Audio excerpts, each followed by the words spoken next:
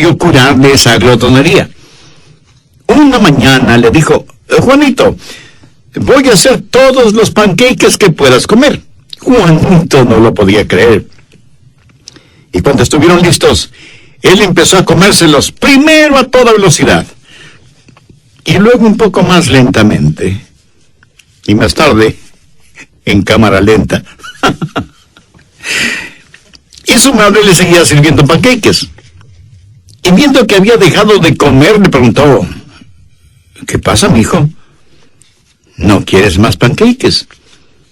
Y Juanito contestó: ay, no, mamá, y ni siquiera debí haber comido los que ya comí. Mi amigo, eso ilustra muy bien que en lo más profundo de nuestro ser, ya sea en las vísceras, en el estómago, en el corazón o en la mente, hay un hambre que tratamos de satisfacer y nunca logramos satisfacerla, aunque muchas veces pensemos que, como Juanito, si damos rienda suelta a nuestra glotonería, estaremos satisfechos. Estoy seguro que Juanito, luego de satisfacer su glotonería, se habrá enfermado del estómago, y dudo mucho que haya vuelto a comer pancakes. Mi amigo, le diré que el secreto de la satisfacción es más que solo un juego de palabras. Y ese secreto lo encontramos en el maravilloso Salmo 23. Sin embargo, debo reconocer que cuando nos referimos al Salmo 23, estamos en terreno pero tan conocido que podemos decir: oh, yo sé eso. El proverbio bíblico dice que la familiaridad produce el menosprecio. Y nunca es más cierto que en lo referente al Salmo 23. Porque todos estamos familiarizados con él, y seguramente es el pasaje bíblico más y mejor conocido en toda la Biblia. El Salmo 23 es una joya de la literatura. Personalmente creo que es una de las 7 maravillas del mundo literario, pero fue dado por inspiración. Por eso no solo que es hermoso, sino que es maravillosamente verdadero. No en vano es citado en jardines de infantes, tanto como en el campo de batalla, en ceremonias matrimoniales, tanto como en funerales. Por lo tanto, no es de extrañarse que los niños lo puedan entender y los eruditos se queden poco menos que perplejos. Se dice que la Biblia, la palabra de Dios, es tan profunda que los entendidos pueden nadar en ella sin poder jamás llegar al fondo, y sin embargo es tan segura que los niños pueden estar en ella sin temor de ahogarse, y eso es absolutamente cierto. Y eso es verdad con el Salmo 23, que muchos, no solamente cristianos, lo saben de memoria. Y aunque usted lo sepa, le invito a leerlo una vez más. Jehová es mi pastor, nada me faltará. En lugares de delicados pastos me hará descansar. Junto a aguas de reposo me pastoreará. Confortará mi alma. Me guiará por sendas de justicia por amor de su nombre. Aunque ande en valle de sombra de muerte, no temeré mal alguno, porque tú estarás conmigo. Tu vara y tu cayado me infundirán aliento. Aderezas mesa delante de mí en presencia de mis angustiadores. Unges mi cabeza con aceite. Mi copa está rebosando. Ciertamente el bien y la misericordia me seguirán todos los días de mi vida, y en la casa de Jehová moraré por largos días. Nos vamos a concentrar en el primer versículo, que en algunas versiones empieza con la declaración: el Señor es mi pastor.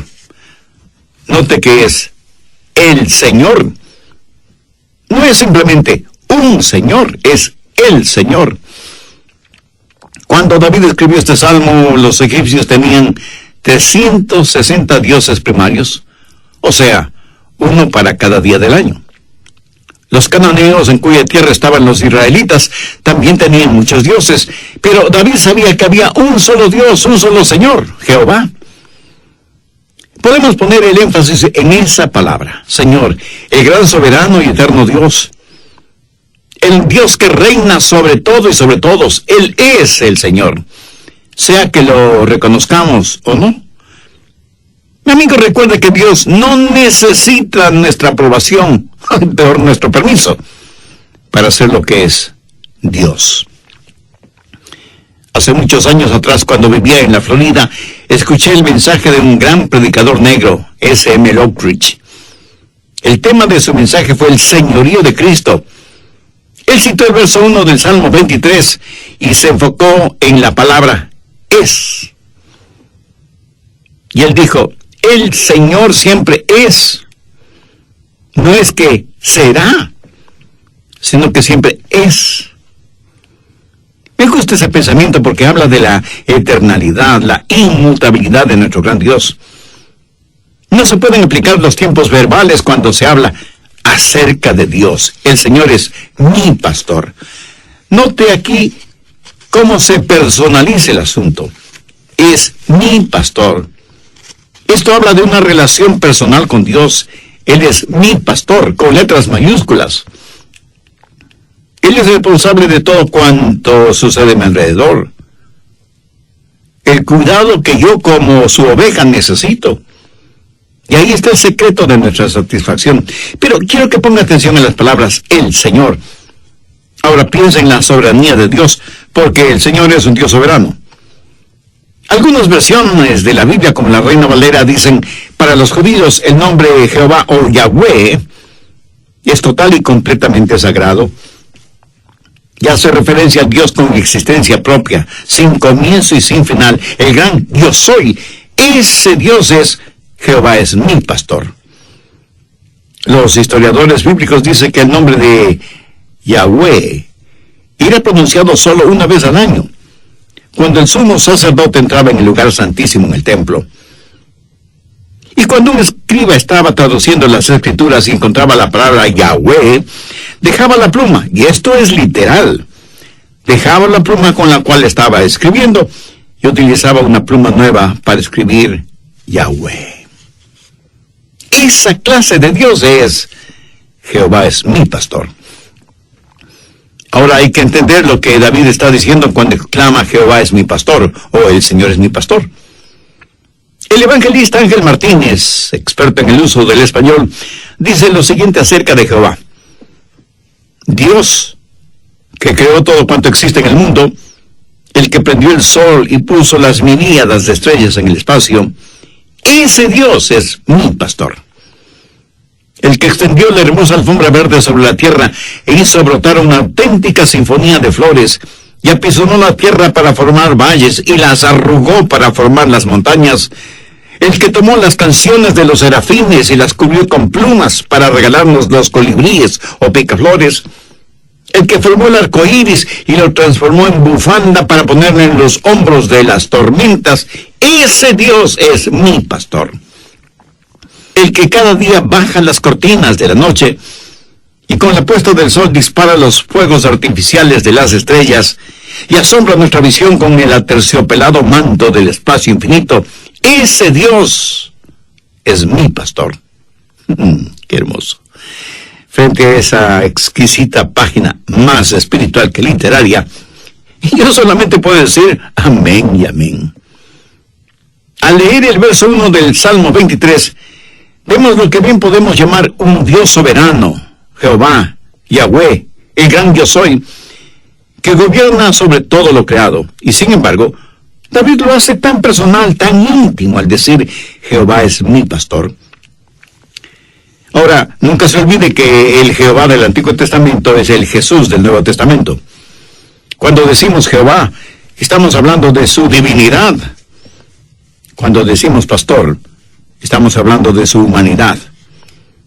En el capítulo 10 de Juan, Jesús abre el misterio del Salmo 23 cuando menciona que Él es el buen pastor. En el Señor Jesucristo no solo encontramos soberanía, sino también simpatía. Rey y pastor, soberano y compasivo, un Dios que todo lo puede, un pastor siempre disponible, un Dios en los cielos y un pastor en nuestro corazón. Jehová es mi pastor. 3 veces en el Antiguo Testamento Jesús es descrito como buen pastor. En Juan 10:11 Jesús dijo, yo soy el buen pastor. Ahora cualquier pastor puede perder la vida por sus ovejas. Pero no es eso lo que Jesús dijo. Él dijo, el buen pastor da su vida por las ovejas. ¿Sabe usted que en la historia de la humanidad ha habido solo una persona que voluntariamente escogió morir por otros? Su nombre es Jesús. Y algunos de ustedes me dirán, pastor, eso no es cierto. Los suicidas y los terroristas suicidas escogen el morir. ¿Cierto? Escogen el morir, pero no para salvar a nadie. ¿Lo entiende? Solo Jesús, el único que no debía haber muerto, murió para dar vida, no para traer muerte. ¿Sabe que todos nosotros vamos a morir? Unos más temprano que otros, pero todos, sin ninguna excepción, vamos a morir. Los suicidas escogen el morir un poco más temprano, eso es todo. Pero Jesús dio la vida por sus ovejas. Por eso Él dijo, porque yo pongo mi vida para volverla a tomar. Nadie me la quita, sino que yo mismo la pongo. Tengo poder para ponerla y tengo poder para volverla a tomar. Escúcheme, no fueron los clavos los que sujetaron a Cristo en la cruz. Fue el cordón carmesí de su amor y los dorados lazos de la redención que sujetaron a Cristo en la cruz del Calvario. Una oveja puede perder su vida para proveer al pastor de abrigo y alimento, pero ¿alguna vez he escuchado de algún pastor dando la vida por sus ovejas? Y sí, es inimaginable que eso suceda. Es más, inimaginable que Dios muera por los hombres. Pero Jesús es el buen pastor, que da su vida por las ovejas. Ahora escúcheme, cuando el buen pastor puso su vida por sus ovejas, Él se enfrentó con el castigo por el pecado, porque como Pablo lo dijera, porque la paga del pecado es muerte. Y eso es lo que Cristo hizo, pagar por nuestros pecados. Esos pecados serán perdonados en Cristo o serán castigados en el infierno, pero nunca serán pasados por alto a menos que el buen pastor haya muerto por ellos. Usted, mi amigo, usted, mi amiga, tendrá que enfrentar la ira de Dios durante el juicio sin que sus pecados hayan sido perdonados. ¿Rechazará Jesús, el buen pastor, que dio su propia vida para perdonarle y salvarle? Por favor, busque Hebreos 13, los versos 20 y 21. Y el Dios de paz que resucitó de los muertos a nuestro Señor Jesucristo, el gran pastor de las ovejas, por la sangre del pacto eterno, os haga aptos en toda buena obra para que hagáis su voluntad, haciendo Él en vosotros lo que es agradable delante de Él por Jesucristo, al cual sea la gloria por los siglos de los siglos. Amén. Pregunto, ¿de qué serviría un buen pastor si estuviera muerto? Todos nosotros como ovejas nos hemos extraviado. Hemos seguido nuestros propios caminos. Pero Dios el Padre cargó sobre su Hijo el pecado de todos nosotros. Jesús llevó nuestros pecados a la cruz. Él sufrió el castigo que nosotros merecíamos. Pero cuando resucitó de entre los muertos, destruyó el poder del pecado sobre nosotros. Así que no solo es nuestro buen pastor, sino que también murió en la cruz en lugar de nosotros. Como lo dijo David, me guiará por sendas de justicia por amor de su nombre. Jesús no solo murió por nosotros, sino que ahora vive para nosotros. Creo que por eso es llamado el príncipe de los pastores. En 1 de Pedro 5:4, Pedro dice, y cuando aparezca el príncipe de los pastores, vosotros recibiréis la corona incorruptible de gloria. Amigo, bien podemos resumir el ministerio del Señor Jesucristo en la siguiente forma. Primero, como el buen pastor, Él tiene que ser bueno para morir por nuestros pecados. Segundo, como el gran pastor, tiene que ser grande para hacer lo que hizo, resucitar de entre los muertos y eliminar no solo la pena por nuestro pecado, sino también librarnos del poder del pecado. Tercero, como el príncipe de los pastores, Él pronto regresará para liberarnos de la presencia del pecado. Piensa en lo siguiente. ¿Jesús pronto regresará? Le diré que mientras más leo periódicos y revistas, y mientras más escucho y veo lo que sucede alrededor del mundo, Más convencido estoy de que la segunda venida del Señor está más cerca de lo que pensamos. Una de las hermosas cosas que tiene la Biblia son las pequeñas y significativas señales de inspiración que en realidad son grandes señales si es que las vemos como debemos verlas. Por ejemplo, hay 3 salmos que forman un extraordinario tríptico. Salmos 22, 23 y 24. En el Salmo 22 encontramos la crucifixión de Cristo. Recuerden que este salmo fue escrito como si su autor hubiera estado presente al pie de la cruz. Echaron suerte sobre sus ropas, perforaron sus manos y sus pies, se escucharon hirientes palabras, insultos de parte de sus enemigos. Todo esto lo encontramos en el Salmo 22. Estos son los salmos proféticos que se cumplieron al pie de la letra en la vida de Jesús. Asimismo se cumplirá Juan 5:14. De cierto os digo, el que oye mi palabra y crea al que me envió, tiene vida eterna, y no vendrá condenación, mas ha pasado de muerte a vida. El tener a Jesucristo como su Salvador y Señor es el verdadero secreto de la satisfacción. ¿Está usted buscando esa satisfacción en las personas incorrectas o en las cosas equivocadas? En nuestra vida natural, un error puede ser corregido. En nuestra vida espiritual, un error nos puede condenar para siempre. El ministerio del Señor Jesucristo bien puede ser resumido de la siguiente manera. Primero, como el buen pastor, Él tiene que ser bueno para morir por nuestros pecados. Segundo, como el gran pastor, tiene que ser grande para hacer lo que hizo: resucitar de entre los muertos y eliminar no solo la pena de nuestros pecados, sino también librarnos del poder del pecado. Y tercero, como el príncipe de los pastores, Él pronto regresará para liberarnos de la presencia del pecado. Piensen en lo siguiente: Jesús pronto regresará. Le diré que mientras más leo periódicos y revistas, mientras más escucho y veo lo que está sucediendo alrededor del mundo, más convencido estoy de que la segunda venida del Señor está más cercana de lo que nosotros pensamos. Una de las hermosas cosas que tiene la Biblia son las pequeñas y significativas señales de inspiración que en realidad son grandes señales si es que las vemos como debemos verlas. ¿Qué es lo que encontramos en el Salmo 23? Encontramos al gran pastor guiando a sus ovejas. El buen pastor que está vivo porque resucitó de entre los muertos. Y el Salmo 24 describe al príncipe de los pastores viniendo por sus ovejas. Veamos los versos del 7 al 9 del Salmo 24. Alzad, puertas, vuestras cabezas, y alzaos vosotras, puertas eternas, y entrará el Rey de Gloria. ¿Quién es este Rey de Gloria?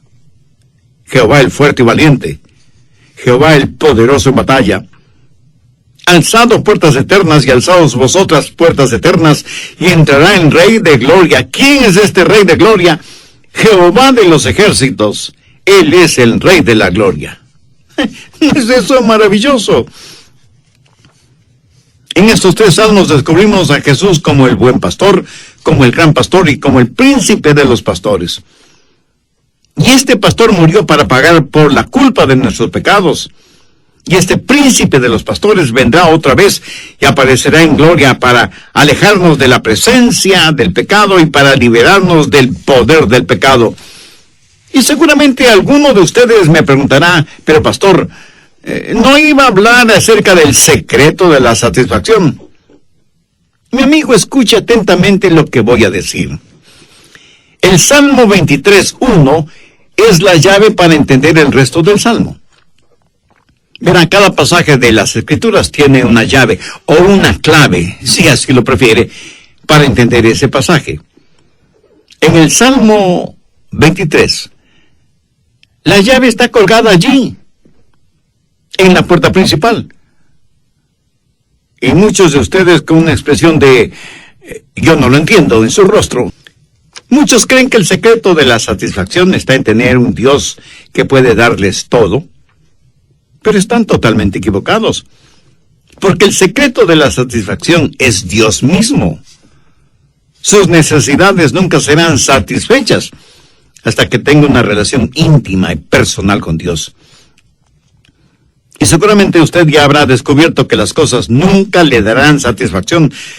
Muchos malinterpretan el Salmo 37:4 que dice: deleítate a sí mismo en Jehová, y Él te concederá las peticiones de tu corazón. Muchos creen que eso significa: bueno, si yo amo a Jesús, tendré un automóvil Mercedes-Benz o un Cadillac, o cualquier otro automóvil caro y lujoso, o que tendré una impresionante y fabulosa mansión y una cuenta bancaria con 7 cifras. Ahora escúcheme. Dios nos dará las peticiones de nuestro corazón cuando esas peticiones no son egoístas y están de acuerdo a la voluntad de Dios.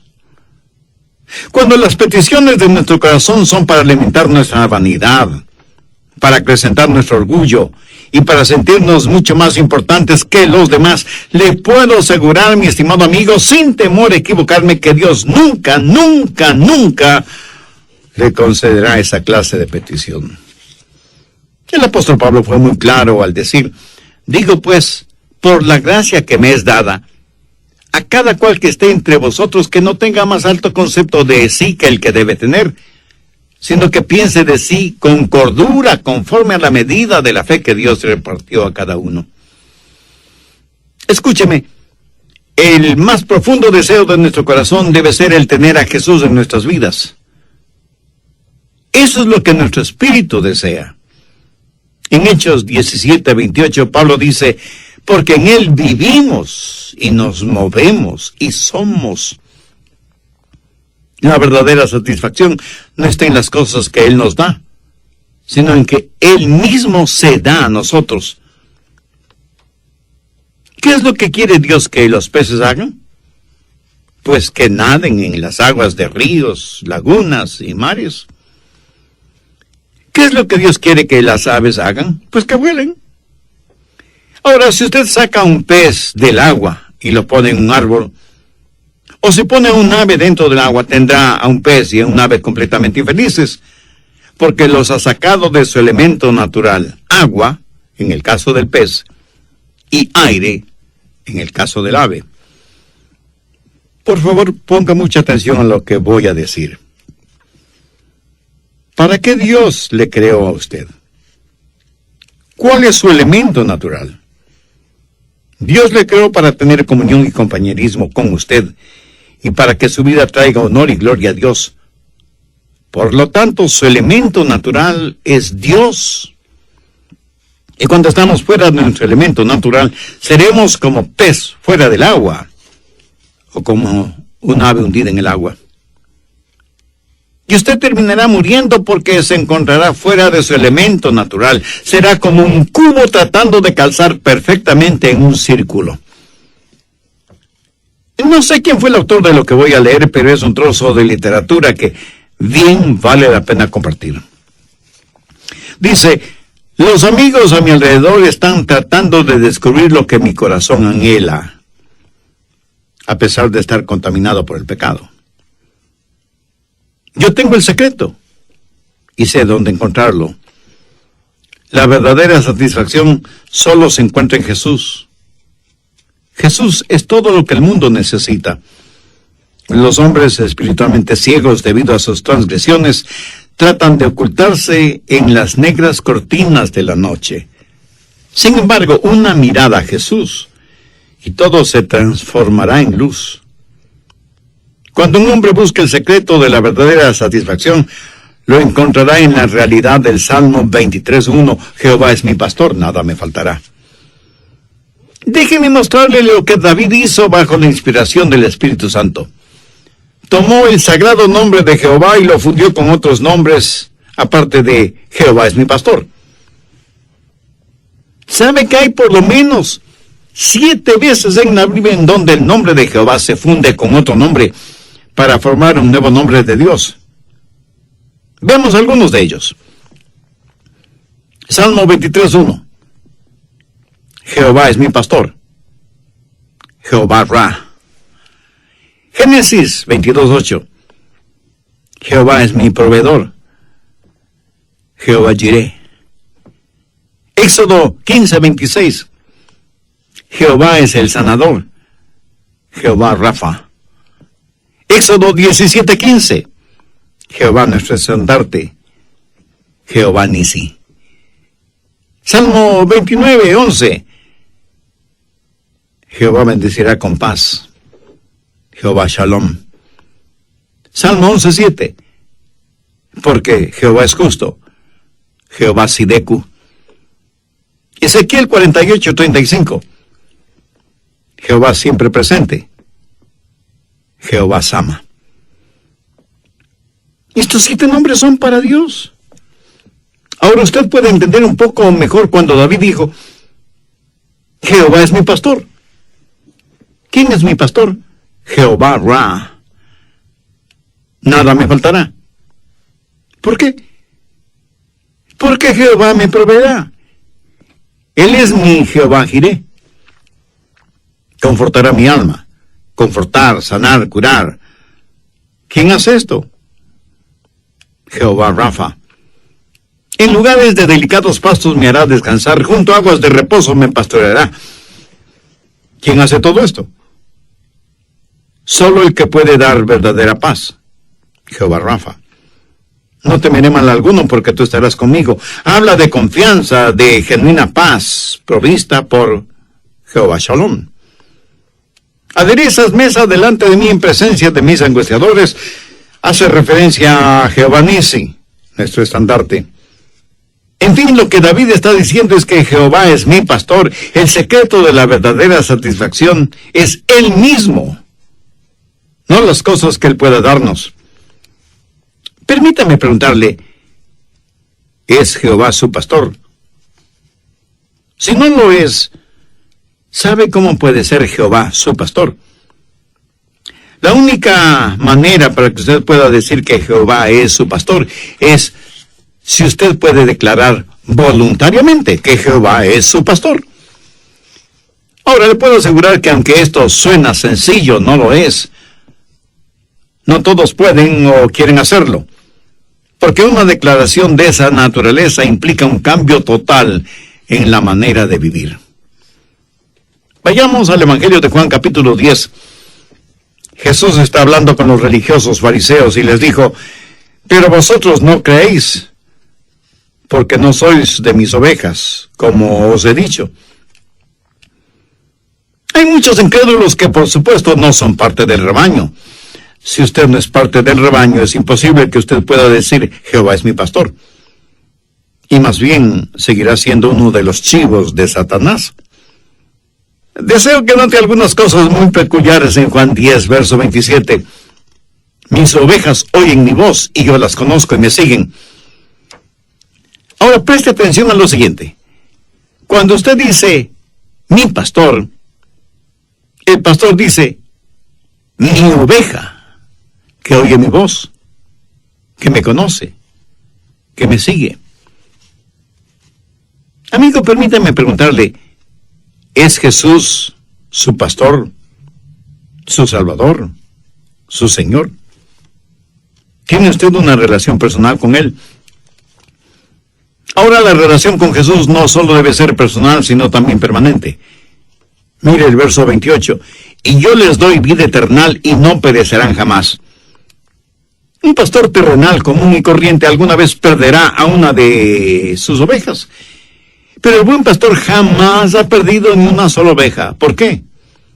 Porque él nunca ha faltado a ninguna de sus promesas. Y yo les doy vida eterna y no perecerán jamás. Y si usted me pregunta si yo creo en la eterna seguridad del creyente, le contesto rotundamente que sí.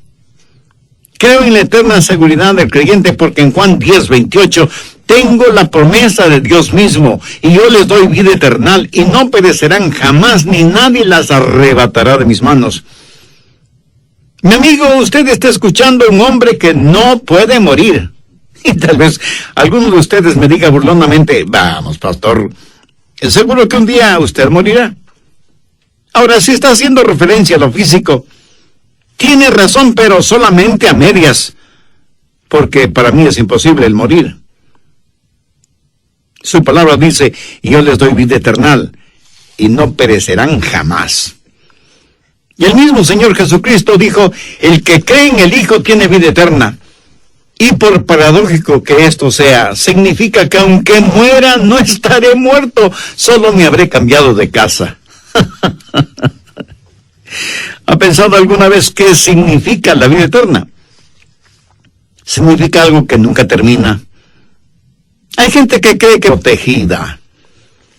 Leamos el verso 29. Mi Padre que me las dio es mayor que todos, y nadie las puede arrebatar de la mano de mi Padre. Cuando usted es salvo, está protegido por la poderosa mano de Dios. Jehová es mi pastor. ¿Cree usted que ese pastor va a perder alguna oveja? De ninguna manera. Él es la vida eterna y nunca perecerán. Si su salvación dependiera de sus buenas obras, escúcheme bien, si su salvación dependiera de sus buenas obras, ¿cuántas buenas obras necesita para ser salvo? Piénselo. No, mi amigo, su salvación no es por obras, sino por gracia. Usted es salvo por la gracia de Dios. Él es el único que puede darle vida eterna. Una pequeña estuvo en lo correcto cuando al citar el Salmo 23 dijo, Jehová es mi pastor, y por eso tengo todo lo que necesito. Tremenda lección doctrinal para quienes no saben la diferencia entre lo que necesitan y lo que quieren.